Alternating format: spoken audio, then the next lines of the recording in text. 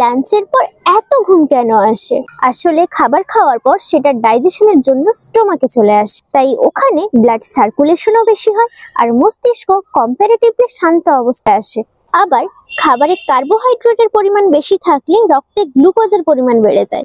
এই সময় pancreas insulin secret করে গ্লুকোজকে কোষে ঢোকাতে।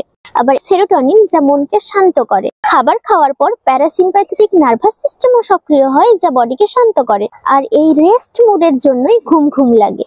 কিন্তু দুপুরে তো আপনি অফিসে থাকেন, তখন আপনি ঘুমোলে ম্যানেজার আপনার ক্যারিয়ারকে ঘুম পাড়িয়ে দেবে। তাহলে উপায়?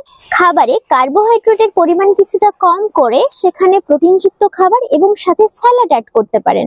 একেবারে বেশি না খেয়ে দিনে 4 থেকে 5 বার অল্প অল্প করে খাওয়া যেতে পারে। দুপুরে ভারী খাবার আর তেলযুক্ত খাবার এড়িয়ে চলতে হবে। খাওয়ার পর 10 থেকে 15 মিনিট হাঁটার অভ্যেস রাখা খুবই ভালো, এতে করে এক্সেস ইনসুলিন রিলিজ হয়ে যায়। যদি একান্তই ঘুম পায় তাহলে 15 থেকে 20 মিনিটের মতো একটা পাওয়ার ন্যাপ নেওয়া যেতে পারে, কিন্তু তার থেকে বেশি একেবারেই নয়। 30-35 মিনিটের উপরে ঘুমালে লেজি আর ক্লান্ত লাগবে। So it's normal to feel sleepy after lunch.